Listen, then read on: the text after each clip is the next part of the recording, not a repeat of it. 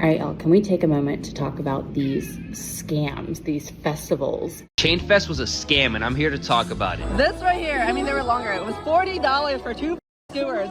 So recently we went over some conventions that were not nearly as good as what they were advertising. Many people ended up losing lots of money trying to sell at these conventions, be a vendor, traveling to the area, and of course paying to get into it in the first place. So a lot of people were calling it a scam. It has also come to my attention that similar things are happening with food festivals now. Wildly overpriced for what it is, lying about what the festival is going to be in the first place, also being very poorly put together and run just like the conventions. People standing online for hours just to get one meal. So this is an overall mess that I think would be interesting to go over. So we have a lot of clips along with comments from you guys from previous videos. So if you want to be featured on a future video, leave it in the comments down below. But I think we're going to start off with probably the largest waste of money in my opinion. Chain Fest was a scam, and I'm here to talk about it. I bought VIP tickets the day they were released, $350. Let me tell you guys, VIP did not feel very VIP. The VIP entry and lounge were very overcrowded, long lines to enter the event and nowhere to sit. They only had 2 exclusive items in their VIP area, and both were not worth the additional cost. Kuru served some school lunch mac and cheese and potatoes, and their Red Lobster biscuit was dry, rubbery, and fishy, absolutely disgusting. I threw it in the trash. There seemed to be a lot of misunderstanding going on. Many of the people around us were also VIP and thought there was unlimited food items, and even some employees at the booths thought so too,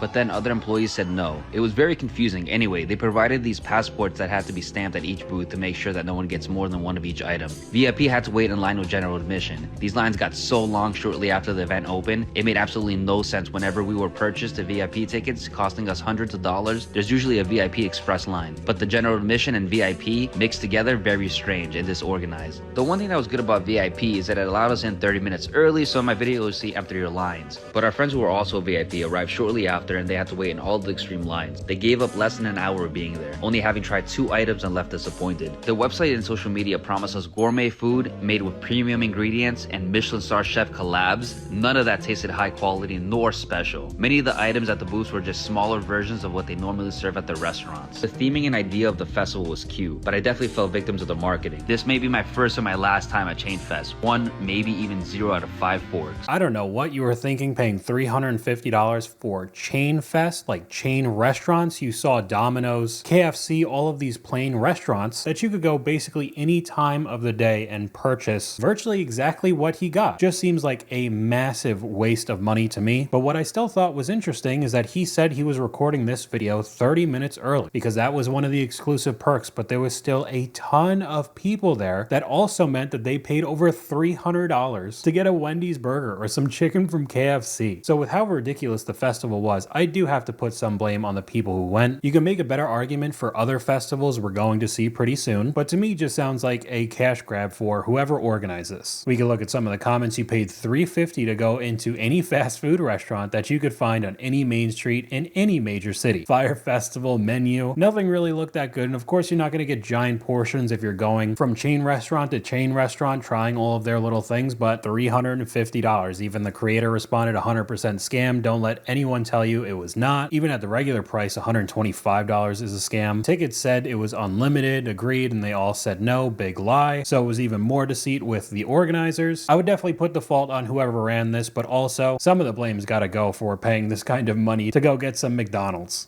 So here's an actual honest review of Panda Fest, unlike some influencers and hosts, cough cough. So the first bite of the day I got was this giant squid for $25. This felt like something somewhat worthy of getting because I don't know where else to find a giant squid in Philly. Also tasted pretty good. It was pretty tender and I like the flavor, but $25 on one thing, crazy. The next bite I got was this giant beef skewer, and if I knew how much it costed, I would never have told my friend to go get it. This right here, I mean, they were longer. It was $40 for 2 skewers.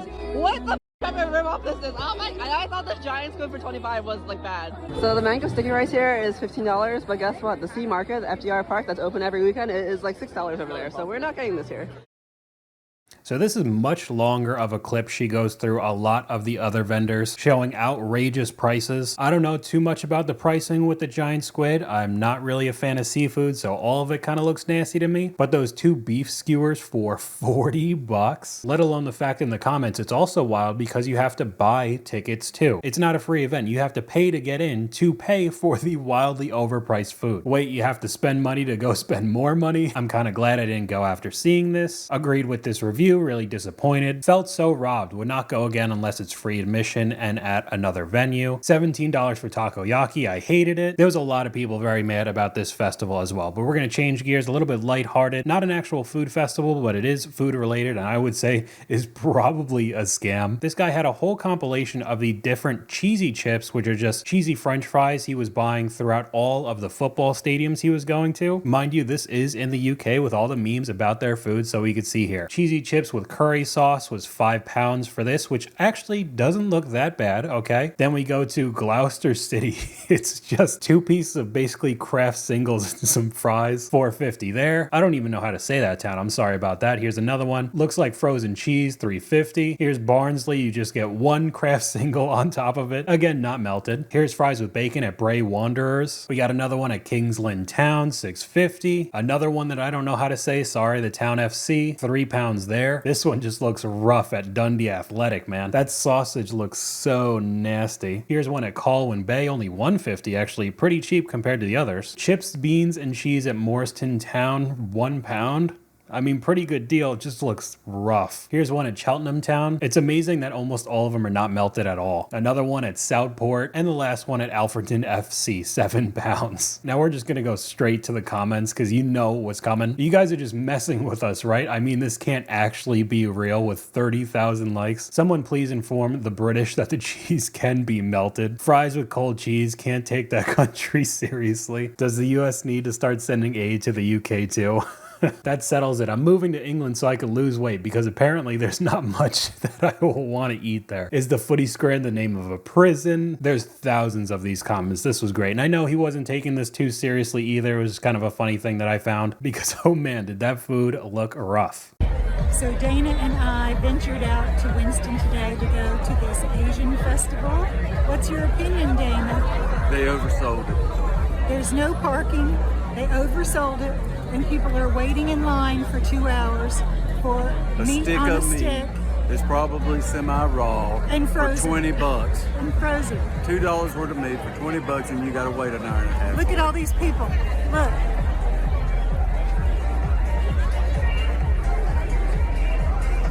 It's terrible. Don't come. If you have tickets, stay home.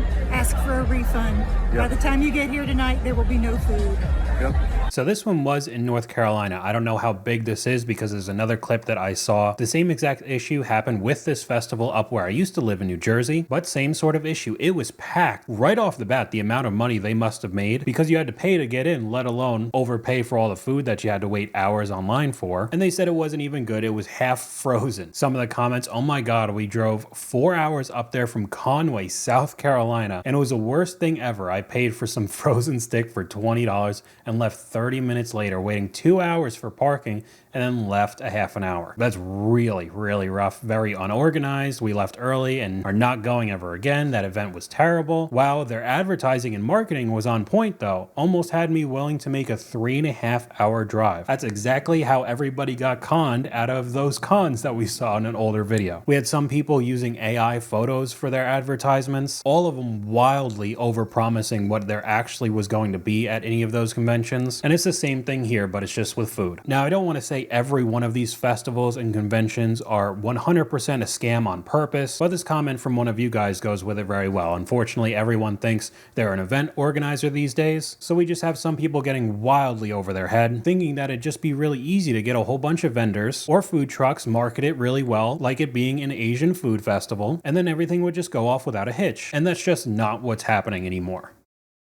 All right, Elle, can we take a moment to talk about these scams, these festivals?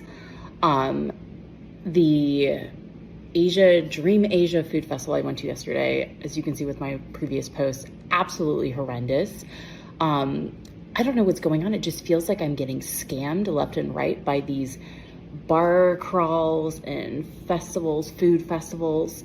Oh my God, I don't even know. You can look through all the comments of my previous post on all the things that were wrong with the Asia Food Fest. So more people are starting to realize that a lot of these events aren't really going that great. Adding on top of it, it's wildly overpriced. We have a clip up here from a different Dream Asia Food Fest. This one was at the Giant Stadium in New Jersey. So I don't know if this is a traveling event and it's happening all over the country, but there was definitely a good amount of people that were pretty angry for their $20 skewers and just the prices they had to pay. Worst food festival I've been to, too expensive and long waits. These prices are about the same as what the vendors at Common Roots Festival in Durham charged. So there's another one in North Carolina. All the food trucks are just a ripoff these days. Went yesterday and it was terrible. Would have a better experience eating at an H Mart, but we'll go back to the last clip. Then maybe a couple weeks ago for Cinco de Mayo, I went to a taco and margarita bar crawl in Raleigh, and the tacos weren't even good. It was literally tortillas were store-bought. The chicken didn't have any flavor. They didn't even have enough. The drinks were not that great. We went to the last venue that we went to that we were told we'd get a gift card or something if we completed it. If we scanned the last QR code, they were like, we don't even have a QR code and we have no idea what you're talking about. Real quick, we can look at the comments here. I keep seeing how bad it was and I'm happy I didn't go. If you just stick to the free events, you'll be fine. The food truck festival never disappoints. I mean, a lot of people were complaining about how expensive those food trucks were. It is definitely better that you didn't have to pay to go in, but it doesn't make the food trucks cheaper overall. Never forget the Harry Potter bar crawl in Raleigh back in 2018 that ended up on BuzzFeed. It was terrible. There's other clips similar to what she said with the Cinco de Mayo tacos and another person. Tacos and tequila was a big scam. I think we're starting to get to the stage where the food trucks and all of these events are pricing out a lot of the people who liked it to begin with. It was pretty weird to go get food from a food truck instead of going to a restaurant. Oh, they had pretty good prices and wow, the food's pretty good. Popularity starts growing, then now there's events for it. Food trucks are at almost any sporting event. Now the prices start going up and now you have to pay just to get into the area where the food trucks are. Long lines make you wait for hours and hours, and these places are pumping out so much food so quickly that the quality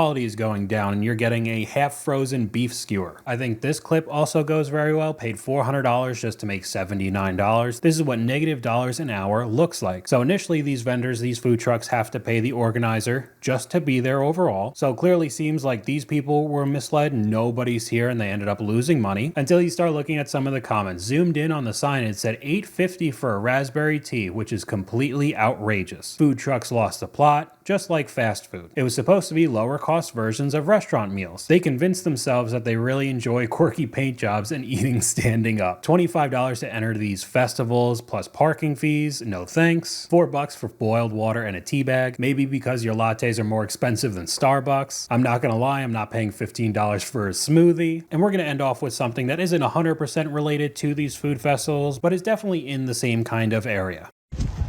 So I'm at the farmer's market. When did it become so expensive to shop at farmers markets? I seem to remember getting a grip of produce for like 20 bucks years ago. Now it's just an excuse for yuppies to spend oodles of money. $3 for a bunch of green onions, $10 for a dozen eggs.